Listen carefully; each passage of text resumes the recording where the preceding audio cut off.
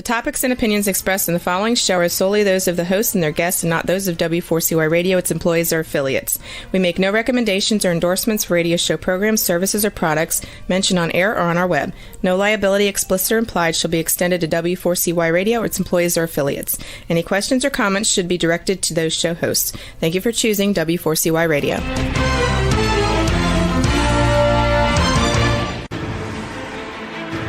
What's working on purpose anyway?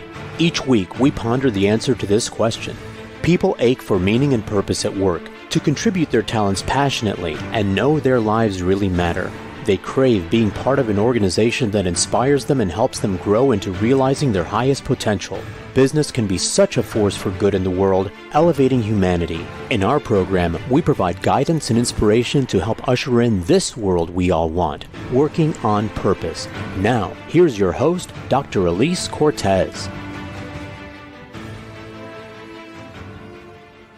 Welcome back to the Working on Purpose program. Thanks for tuning in again this week. I'm your host, Dr. Elise Cortez, joining you live from Dallas, which is home base for me.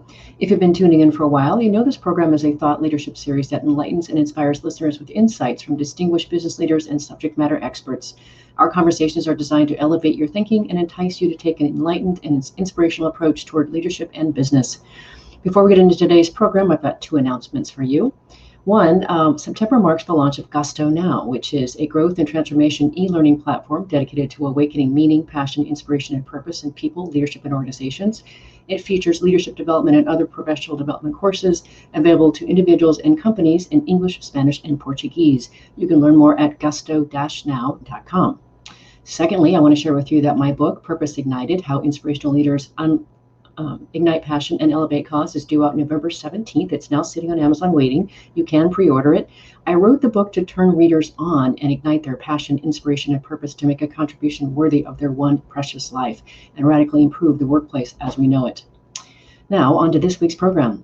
Our guest today is Bob Chapman, who has recently been named the number 3 CEO in the world in an Inc. magazine article and celebrated for being very intentional about using his platform as a business leader to build a better world.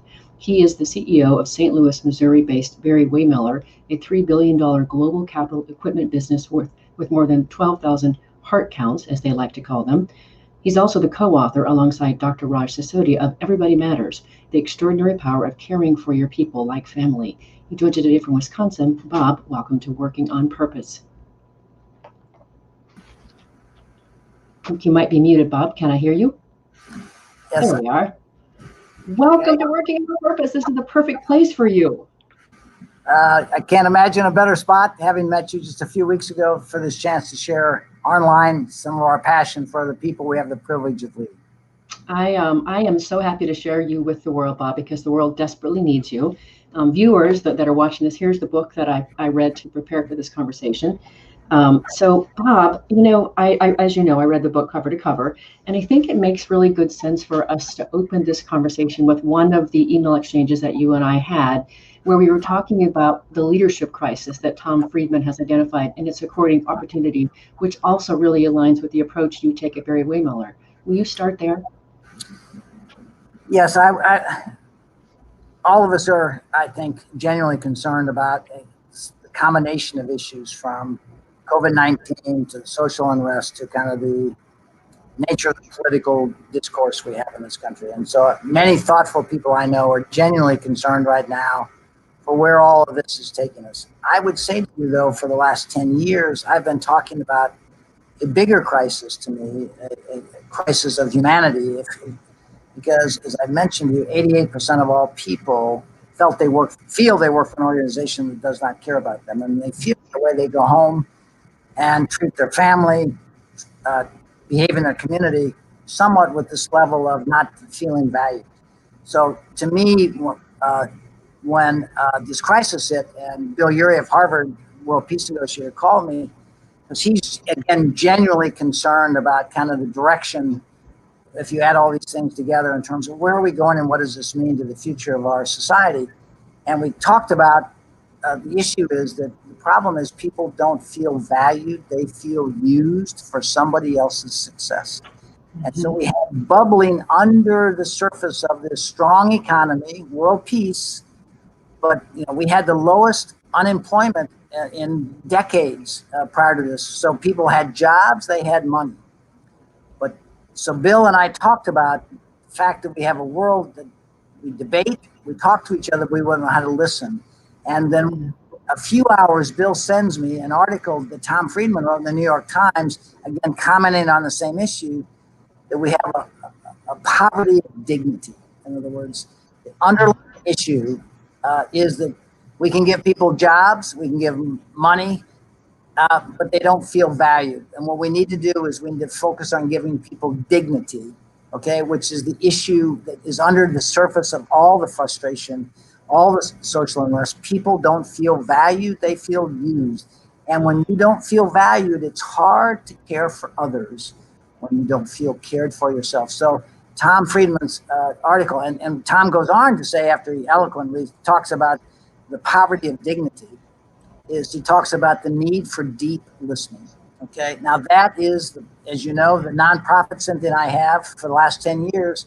We've been taking to communities and the United States Air Force all over the country the skills of empathetic listening, so we can begin to see not the superficial aspects of people, but the beauty of every human being that God created. So Tom kind of just put all the pieces together eloquently, and it was profoundly meaningful to me to see somebody of Tom's substance see kind of the issue beyond kind of superficial demonstrations, protests, issues. It's a deeper issue. We have a poverty of dignity, and that is the issue. Until we address that, we are simply putting Band-Aids on cancer. Okay, we've got to get to the point that people feel valued and they feel more comfortable valuing others. What a great way to start, Bob. So what you've done so beautifully is really presents the enormity of the problem and the opportunity here, which is exactly where I wanted you to start. So looking at you today, you are an incredibly accomplished man. You've done some really remarkable things with your team over the last several decades, but you've along the way had some really what I would call arresting insights and experiences that have helped make you into who you are. And I wanted to share it with our listeners and viewers because looking at you today, it can be kind of intimidating to go, how in the world can I become a guy like that? Right. So I want to share a few of the really key things that happened for you along the way that I read in your book and that I've gotten from some of our conversations. And I know one of them is when you were in college, you became a parent. And there was something about that experience that opened something in you, radically altered the way you were living and working. What happened and why is parenthood so important to you? I found out my sophomore year that a girl that I had dated in high school, we went to colleges nearby, that she became pregnant, and we immediately got married. And prior to that, I was a very average student. I mean, I barely made grades. My first year was very awkward at Cornell College in Iowa, and I transferred to Indiana, barely with grades to transfer, and I was a very unfocused, normal kid, okay, with no drive other than, and when you find yourself all of a sudden being a parent and responsible for other lives, I don't remember thinking this, but my behavior said this. All of a sudden, I went from at best a C student to a straight A student. Okay, and it gave me purpose. It gave me meaning because I had the responsibility of other lives in my hand. Again, nobody sat down and said, Bob, you need to do this. That responsibility came to me, and my behavior validated it because I started studying, I started getting straight A's. I worked hard in the summer to earn income to stay in college. So I always say from my greatest challenges came my greatest personal growth. Okay? Mm-hmm. Had I not found myself being a father at age 19 and 20, my focus on education, what I would have gotten out of it. So I was intended to happen this because we got a phenomenal son into our life, and I took life seriously for the first time. I was always kind of a class clown, a jokester, unfocused. I was just a nice kid that people liked, but I was going nowhere, and that gave me focus. So I always say to people, from my greatest challenges came my greatest personal growth. When I accepted responsibility for my life and making something of that. That was so important, right? Because I do tend to believe that the only way we grow is through severe discomfort or pain. It doesn't happen when we're comfortably seated on the couch or watching a movie. It just never happens that way. So then along the way, somewhere in your 20s, you joined your father at Barry-Wehmiller, and you got increasing responsibility, did some amazing things. And then you find yourself at age 30 suddenly in charge when your father had a heart attack. So you became the CEO and chairman of the board at age 30? Yes. Yeah. What was that like? I mean, how did you step into that? And I mean, talk about another blindsiding adversity.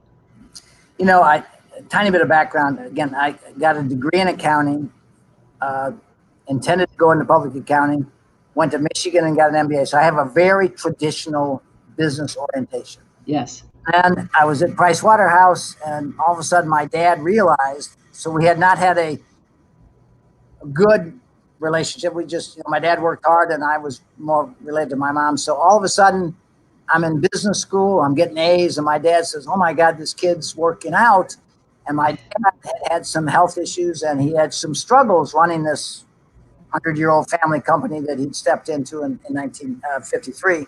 And so my dad started calling me and asking me over to help him with decisions. And one day he said to me, "Would you consider working at Barry-Wehmiller? I need somebody I can trust." So my title, and I never thought of working for this family company. It was broken, a lot of alcoholism, a lot of financial struggles. But I was just at a point in time in my career I was willing to take that. So I stepped into Barry-Wehmiller with the title "Somebody My Dad Could Trust." Okay, $18 million company, financially weak, old technology that my dad had kept alive since he invested in the 50s. So anyway, I worked with my dad for 6 years, but he was tired, physically tired from his years of hard work, and he just handed me things every day. So the beauty, at least, is I had a 6-year management development program, self-created. I worked in manufacturing, I worked in sales, I worked in customer service, I worked in engineering, all by my initiative. So when I woke up one day and found out my dad had died of a heart attack, the night before at dinner, he had said to me, "Bob, you're virtually running the company. I want to make you executive vice president." That was the last thing he said to me before he died. Suddenly surprised of a heart attack. And so the point is, I was ready to take this on. And again, second crisis, my dad dies, I'm 30 years old, and the first person I meet is the bankers who pulls our loans. Why? Yes, I remember this. Trust the 60-year-old guy with this marginal account, but they couldn't trust this 30-year-old kid. Again, the second great thing that happened to me, because I took the stimulus of my dad dying and the banks pulling us, I said, "I ain't going down this way." And I grabbed a hold of that business. And in I ran it 9 months of the first 12 months because my dad was alive for the first 3 months of our financial year. We had the most profitable year in our history. Okay, because I had, again, this a little bit the stimulus of when I found out I was going to be a father. I just said, I don't remember thinking this. I just grabbed a hold of that business and I turned it around dramatically and created the future. So that's 6 years of my own self-development, working in every part of the business. I knew how the business worked by the time my dad passed away. And somewhat in response to my dad's trust in me, somewhat in response to my challenges, again, I want to be responsible. I grabbed hold of that company and began building it. So again, that's how I began. Again, very challenged, $18 million business, financially very weak. But it gave me the challenge and the opportunity to really invest myself 1,000% in every aspect and try and create a future for the people, the business, the stakeholders of the company. So that's how it began. Okay, so that's amazing, right? And it's so important to talk about the adversity and what was dropped into your lap. And then along the way, what I think is amazing is today you measure success at Barry-Wehmiller by the touch by the way you touch the lives of people. But that wasn't always the case, as you say in your book and in our conversations. You had a lot of lessons that you had to learn away from classic business management.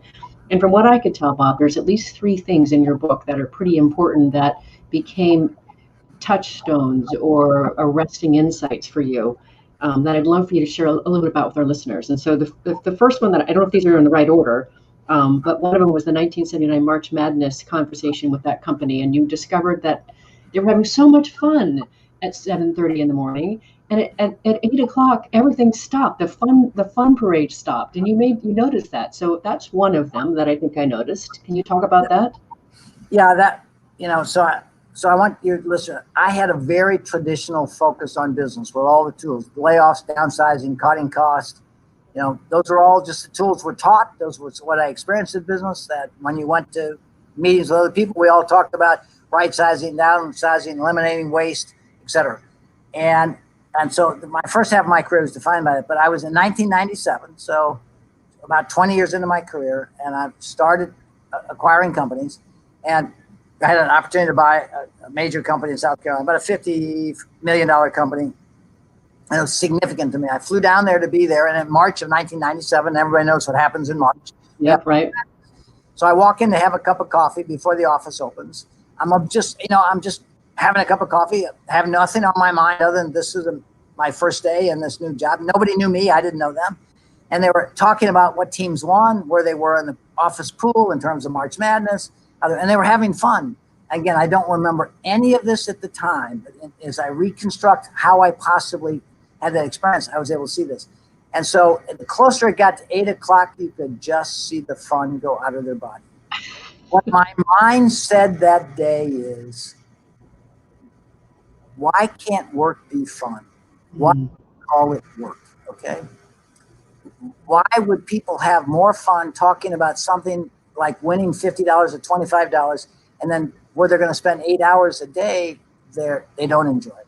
And so what came of that is that I said to myself that day, why can't business be fun?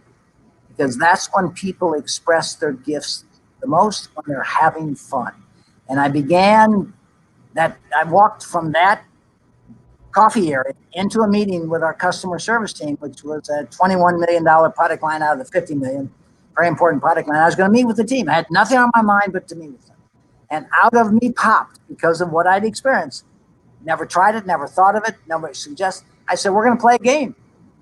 Whoever sells the most parts wins. And if the team makes the team goal, the team wins. And all I wanted to do was have fun. I mean, I had no experience, no expectations other than let's try it. And they had 21 reasons why it would not work the way we're structured, organized. And I had 21 reasons why it would work. And we began, and revenue jumped by 20% and joy jumped by 1,000%, 13 weeks later. And I went back and I said, I don't understand. I just wanted you to have fun. And they said, we're having a lot of fun. And we're working together better because we want to win as a team. We want to win individually. So that was the birth of truly human leadership. I saw people have fun. I saw the way they treated each other when they had fun. I saw the way they treated our customer when they had fun. So just uniquely, this game I created, which had an individual and team component, those people knew every day exactly how they were doing and what they needed to do the next day to win. Okay. They'd talk to their families. They would talk to their colleagues. They'd text each other at night. And again, it just popped out of me at that meeting. So that was the beginning. That was the first transformation, because we began saying, what did we learn here? We can't manage people, but we can inspire people through games where they have fun. So it all created by March Madness. That was the first. Okay, now the second one, was it the pastor or the wedding? Pastor. Okay, so then that second bit where you recognize that your pastor has people for 40 minutes each week, but you have them for 40 hours, and you had a realization about what to do with that. So say more about that insight.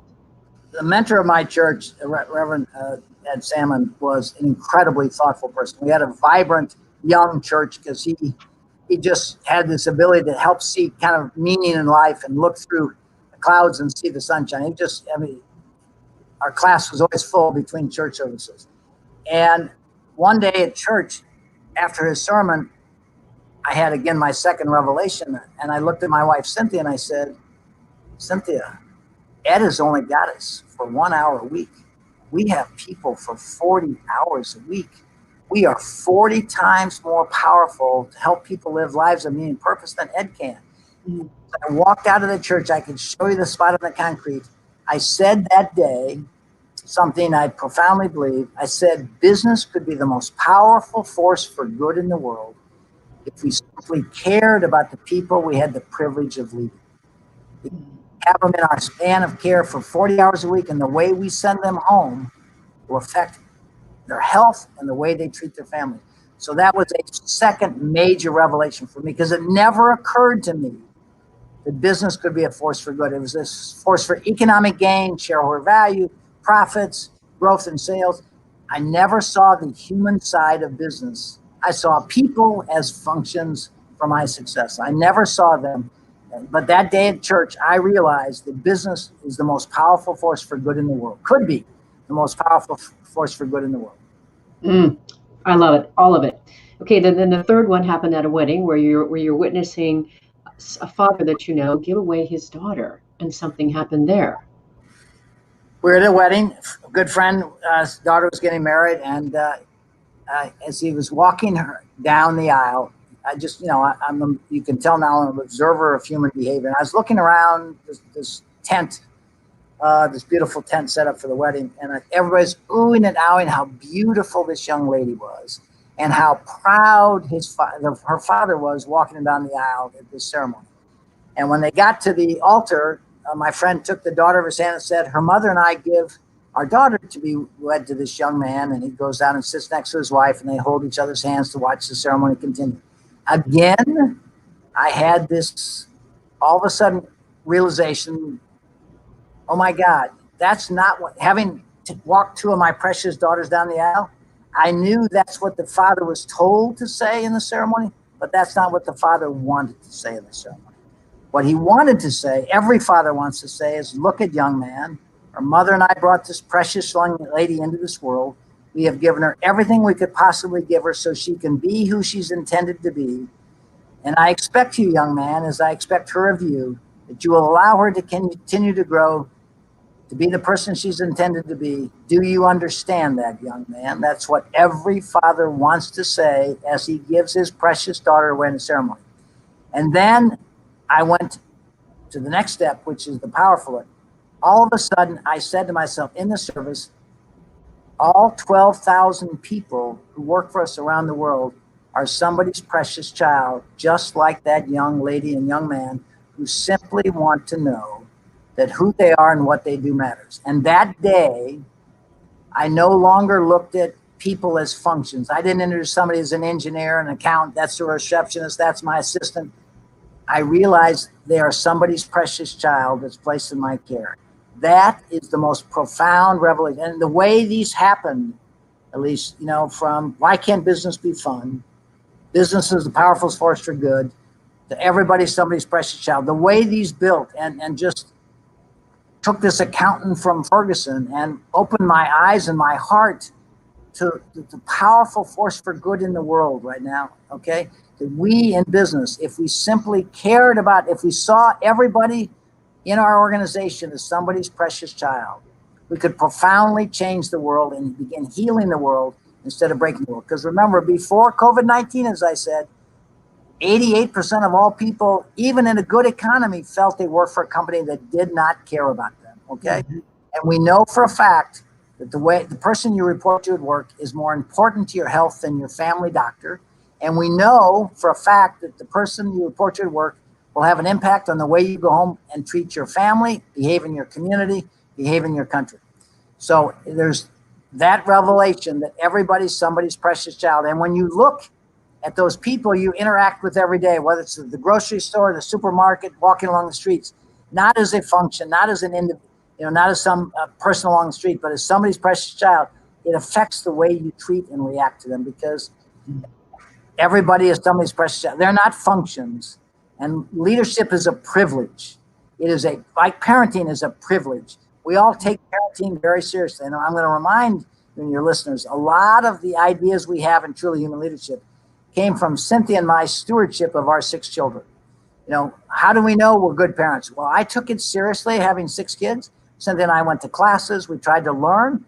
And so much of what we've embraced in our leadership model is what I learned in parenting.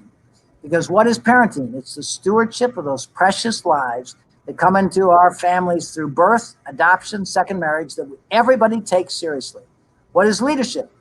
The stewardship of those precious lives, everybody's precious child that walks into our building somewhere in the world and simply wants to know that they matter. And we have the gift that will allow them to be who they're intended to be. And when you look, and remember, I was interviewed by Washington University organizational development professor several years ago. And after an hour and a half interview, they said to me, "You're the first CEO I've ever talked to that never talked about their product." I said, "In all due respect, we've been talking about our product for the last hour and a half." I remember that. Okay, I will not go to my grave proud of the machinery we build, because we build big capital equipment. I will go to my grave proud of the people that built that machinery. Our people are our product, okay? We build great people because we care deeply. We need an economic engine to build people. In our case, we build capital equipment. In other places, we have hospitals. But when we look at people as the focus, okay, we begin with our fundamental responsibility for the lives entrusted to us. That creates a profound sense of responsibility for the time you have those people in your care.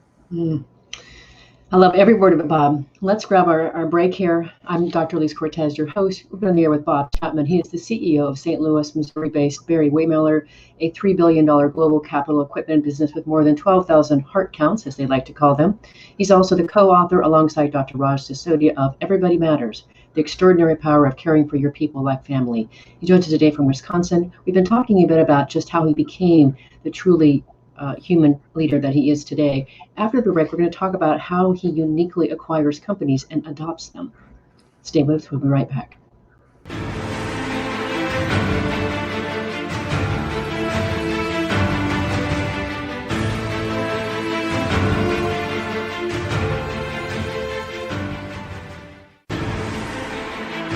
Dr. Elise Cortez is a management consultant specializing in meaning and purpose, an inspirational speaker and author. She helps companies visioneer for greater purpose among stakeholders and develop purpose-inspired leadership and meaning-infused cultures that elevate fulfillment, performance, and commitment within the workforce. To learn more or to invite Elise to speak to your organization, please visit her at alisecortez.com. Let's talk about how to get your employees working on purpose.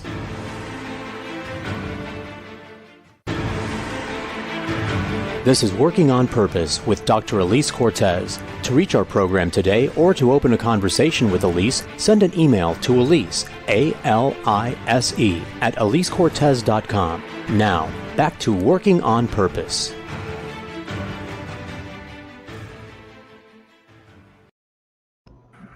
Thanks for staying with us, and welcome back to Working on Purpose. If you're just joining us, my guest is Bob Chapman, who has recently been named the #3 CEO in the world in an Inc. magazine article, and celebrated for being very intentional about using his platform as a business leader to build a better world. He's the CEO of St. Louis, Missouri-based Barry-Wehmiller, a $3 billion global capital equipment business with more than 12,000 heart counts, as they like to call them, not head counts, but heart counts. I'm your host, Elise Cortez. So for this last segment here, Bob, I want to talk about two things. I want to talk about the very unique way that you have acquired your adoptions over the last few decades, 110 of them, and really what you're doing when you acquire those companies. And then I also want to talk a bit about the way you're evangelizing truly human leadership in the world. So your strategy about acquisitions, talk to us about maybe how it changed over the years, but today, it's really about buying businesses that nobody, even I guess all along, buying businesses that nobody else wanted and putting them together thoughtfully. You have a very unusual approach to do this. Yeah. Let me go back. I got my insights in doing acquisitions by studying a guy named Chuck Knight at Emerson Electric, who built about a $24 billion company with a very kind of buying mature businesses and mature industries and putting them together thoughtfully. So I had watched this, I viewed it. But I was stupid. When my dad died, I inherited this $18 million company that made returnable bottle washers for the brewing industry and pasteurizers for the beer industry. A very difficult old technology. And in 1984, I looked at my finance team and I said, guys, I'm proud of our history, our virtually 100-year history, but our history does not give us a future. Mm-hmm. I need to follow the examples of Emerson Electric, and I need to go out and do acquisitions. And my finance team looked at me and said, Bob, great idea, brilliant. We only have a problem. And I said, what's that? And they said, we are broke. We have no money, Bob. Do you understand that? And again, I want you, just so happens my personality, which is eternally optimistic. This was a defining moment. I looked at my finance team and I said, I didn't tell you that I needed money. I told you we needed to do acquisitions, and unencumbered by the fact it's like going shopping without a wallet or a credit card. Okay. I virtually left that meeting determined to start doing acquisitions with no experience, no money, and no credibility. And so what do you buy when you have no money, no experience? You buy things nobody else wants, they will virtually give you. So I began in 1985 with a small acquisition in Denver, Colorado of an electronics company. And I ended up patching together probably 4 or 5 acquisitions between 1985 and 1986. Some in England, some over here, but virtually small. A British maker of dairy equipment for returnable dairy bottles in England. I mean, it's just really a patchwork. But an idea surfaced in 1986 that maybe we could spin off those acquisitions, again, all troubled companies, and float it on the London Stock Exchange, which looked like 1,000,000 to 1. But again, determined, we set about that. We had a slight hope of doing that. We set ourselves about to do that, and we went from no chance to it was 35 times oversubscribed. And Harvard wrote a case study on buying these broken little businesses, patching them together, and the market loved it. Okay, and again, Harvard wrote a case study. Darden wrote a case study, and so now we've done we got some experience, and now all of a sudden we paid off our debt. We're financially secure. We spun off 2/3 of our company. Now I'm left again with a $20 million company. Still own 30% of that public company, but I got this $20 million company that's, again, bio-washers and pasteurizers again. And I looked and I said, okay, guys, we must have learned something. And I spent 9 months thinking about what I learned. And I learned that I was pretty good at fixing broken businesses with certain characteristics. I'm not good at buying a high-tech company in a sexy market and growing it. I felt comfortable with businesses that had problems like us that I'd fixed. So we started, we had a vision called strategy, growth, and liquidity, that we would grow and very purposely diverse products, diverse markets. So I began doing acquisitions. Now I had money from the public offering, and we had a goal of getting to 100 million. That strategy, that business model design that said I won't be dependent on any one customer, any one market, or any one technology, because I don't want to hurt our people or our stakeholders, took us to 3 billion today in 110 acquisitions. So it has been dramatically, and our share price, again, for your listeners, we have kind of a simulated market share price, privately held company, but we have a share price. We trade about 12 times our EBITDA, has gone up over 15% a year for 25 years. Because our acquisitions, I tend to buy things that most people don't want to touch. Everybody wants to buy a successful, fast growing company. So we feel we have brought life and saved many companies that had no future because the owners couldn't fix or didn't want to fix the problems. And we could, again, like a surgeon's not going to do surgery unless he can see a way to save your life. I don't acquire a company unless I'm confident that I can save the life of that company. So now we have today, again, 110 acquisitions. We're now more comfortable buying more successful companies, and we have bought more, but we started probably 70 out of 110 acquisitions were struggling companies. But again, our share price has grown dramatically. Our financial strength has grown because the answer really, Elise, as I said, we saw value where other people didn't see it. Mm-hmm. Problems caused us to have to solve those problems or die. So we learned to solve what many people thought were problems because we had to solve them or we were going to die. And so we took that skill and we applied it for the first 15, 20 years. We migrated more to also buying some very good companies and that we feel we can make better also. So it's allowed us, I always say the highest level of playing the game is when you can grow organically and through acquisitions. That is the highest level of the game because it allows you to accelerate your growth, accelerate your access to markets. So we are today, and again, to your listeners, the primary responsibility of a business leader is to have to give the people in their span of care a grounded sense of hope for the future. And that comes from a business model that is robust.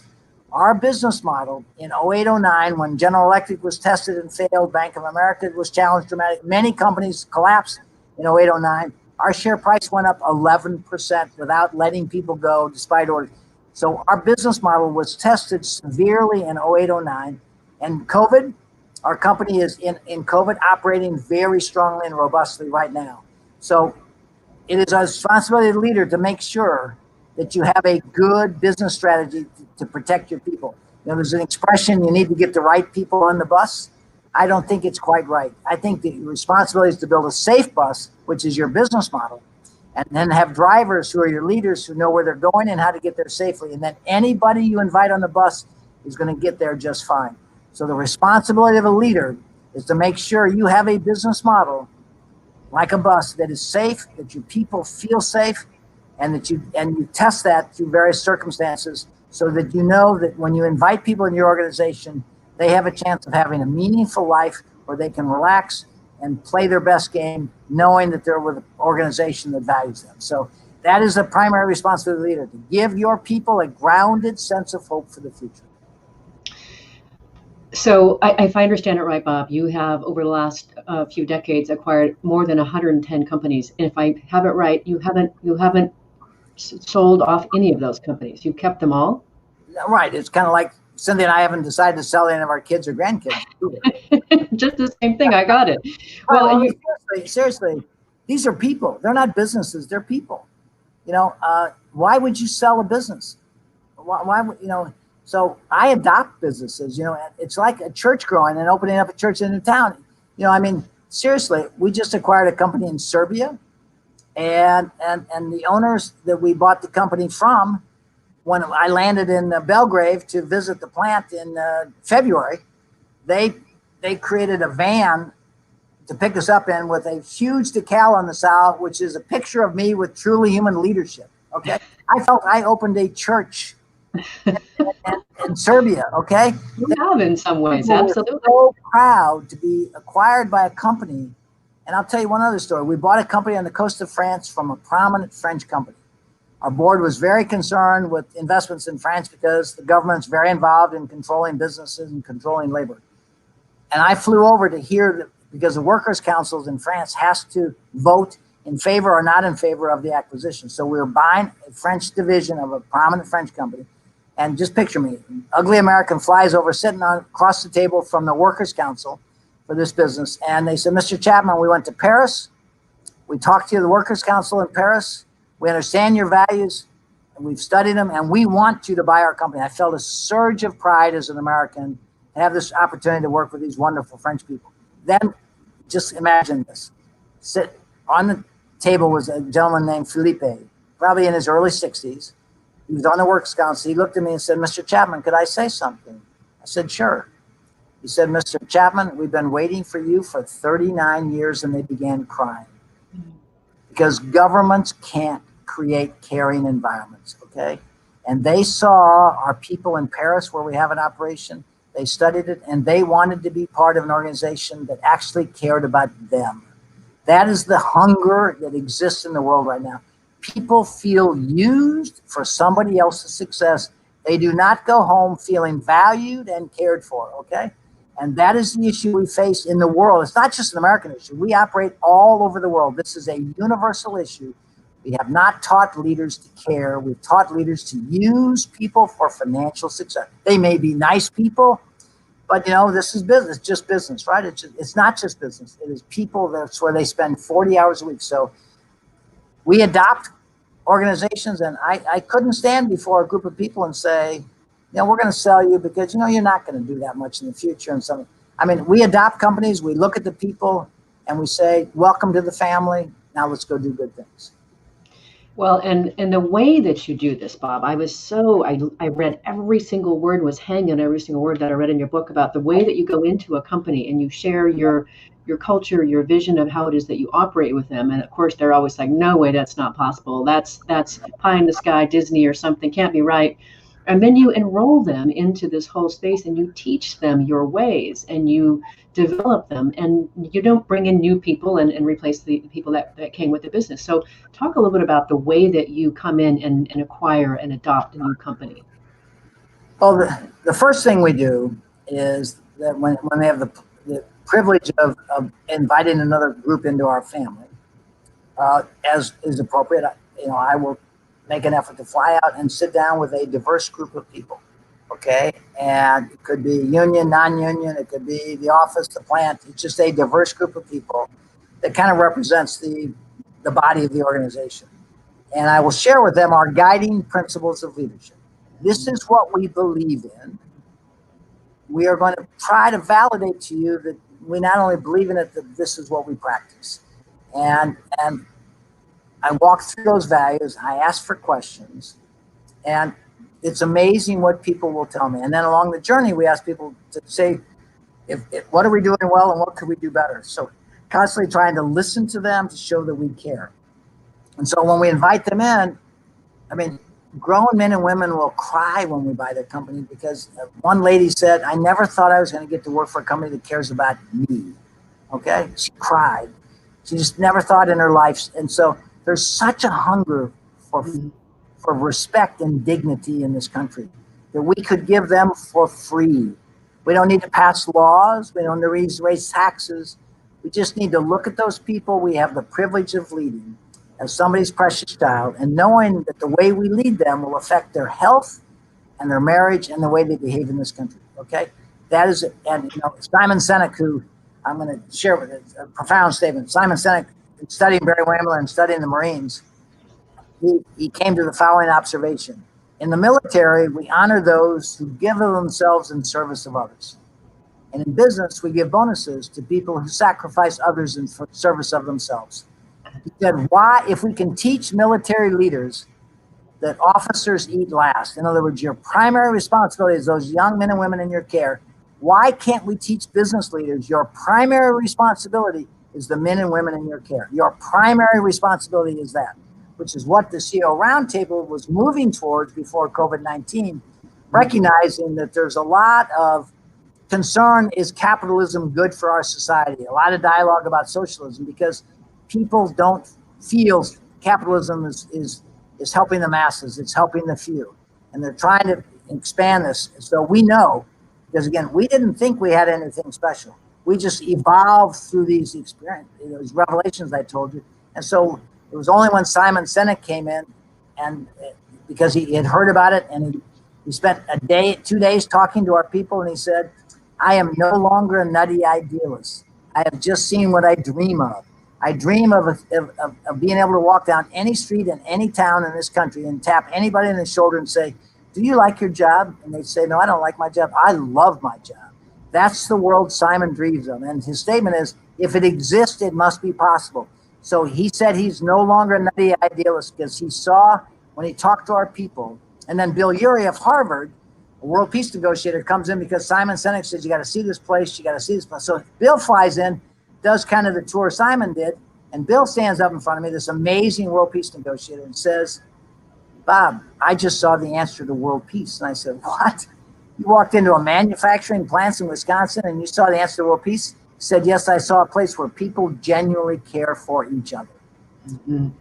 Coming from a world peace negotiator, sitting down, talking with people. And Raj Sisodia, my co-author, said he saw grown men and women cry and tear up, just trying to say what it meant to be a part of an organization that truly sent a message. We care about you, okay? Not just the customer. Customer's not number one, okay? It's not the shareholders. Our people are our primary responsibility. Now we have to do a lot of things right to be good to our people.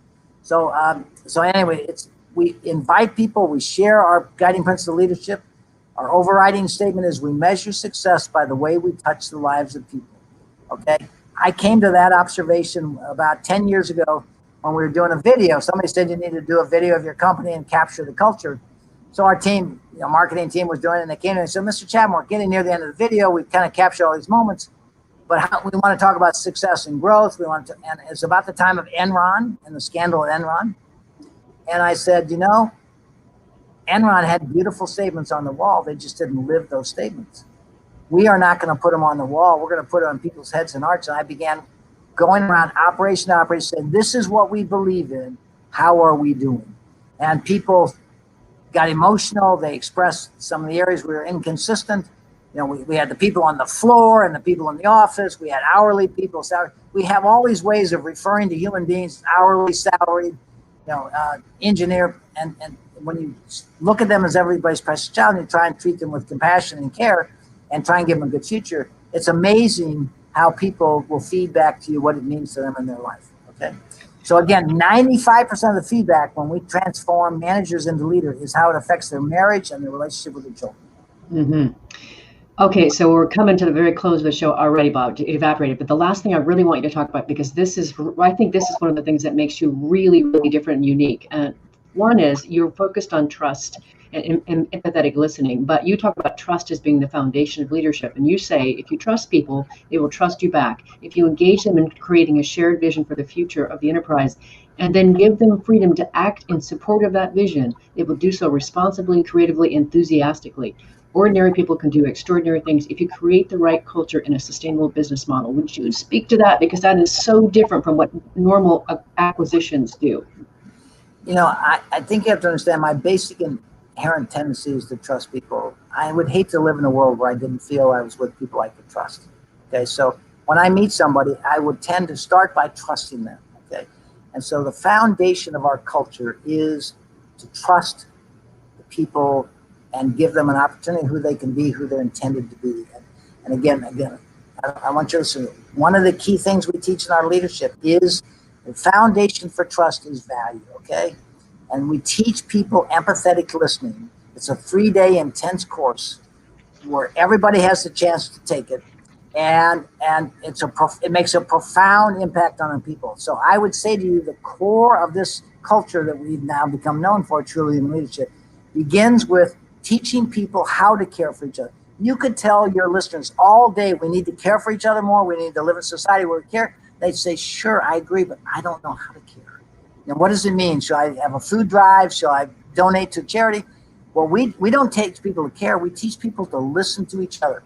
And David Wehmiller, who developed this for us, was brilliant, because I find it's the foundation to trust. When you feel valued by somebody, when they listen to you, I thought, at least if I cared for somebody, I should go talk to them. It turns out when you care somebody, you go listen to them with empathetic listening skills, and you profoundly validate them and earn their trust because they feel valued. So trust is a result. We didn't go at this to try and get people to trust us. We behaved in a way that showed we cared, and trust was the outcome of our behavior. We offered people classes to learn. We started feeding the hungry, the people. You know, we wanted the people to take the classes who wanted to learn the most. Our goal was that everybody in a leadership position would have the skills of empathetic listening. And the other skill that is really important that I want your listeners to hear is we also teach recognition and celebration. We have a society right now that focuses on the brokenness of the world.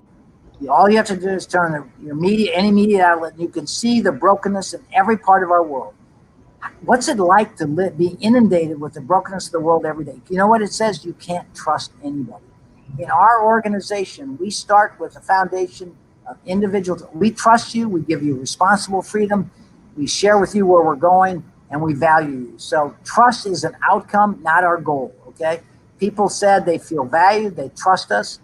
And so trust is a result of showing that you care, that you want people to be who they're intended to be, that they're safe within your care, and that they can be, you know, they can grow and prosper in your company. So trust is an outcome, and that's what we did. We didn't start by trying to get people to trust us. We tried to behave in a way that showed that we respected them, and trust was the outcome of our behavior and our bringing leadership fundamentals to them feeling safe. For all these years to operate without, you know, having to hurt people feel a dramatic difference. I mean, it just, again, Simon Sinek, Bill, the people that have been into our company from all over the world now, the McKinsey people, the Harvard people, they're visually startled at the way people in our country feel when they feel they're in an organization where they can trust the leaders in terms of having their best interests at heart. Oh, Bob, it's so beautiful. We're out of time, but I want to give you the last word and say 30 seconds or less. What would you like to leave our listeners and viewers with today? We face some really serious issues in this country. Before COVID-19, amplified by COVID-19, further amplified by social unrest, and then on top of that, the discourse politically. We need to give people a sense of hope. And we have, as business leaders, as leaders of nonprofit, hospitals, the military, we have the chance to profoundly change the issues. We don't need the government to pass laws, raise taxes, change parties.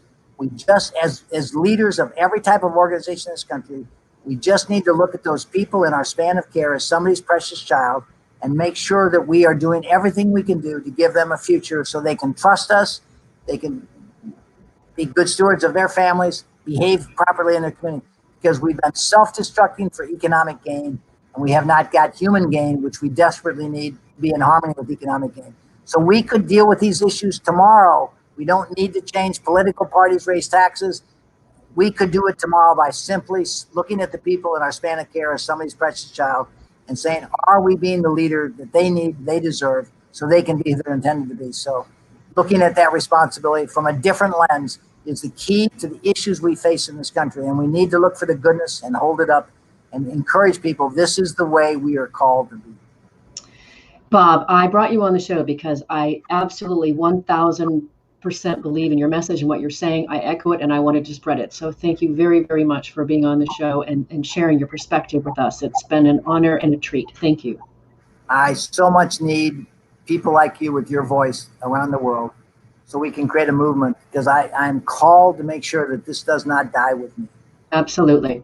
Listeners and viewers, if you want to learn more about Bob Chapman and the work that they're doing with Truly Human Leadership, there's a couple sites you can go to. You can go to bobchapman.co, or you can go to trulyhumanleadership.com.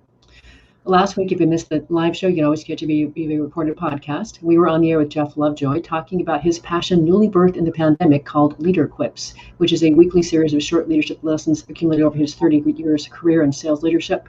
Next week, we'll be on the air with Elizabeth Lotardo talking about her book, Selling with Noble Purpose, How to Drive Revenue and Do Work That Makes You Proud.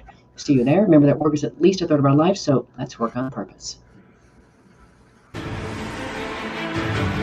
We hope you've enjoyed this week's program. Be sure to tune into Working on Purpose, featuring your host, Dr. Elise Cortez, each week on W4CY. Together, we'll create a world where business operates conscientiously, leadership inspires impassioned performance, and employees are fulfilled in work that provides the meaning and purpose they crave. See you there. Let's work on purpose.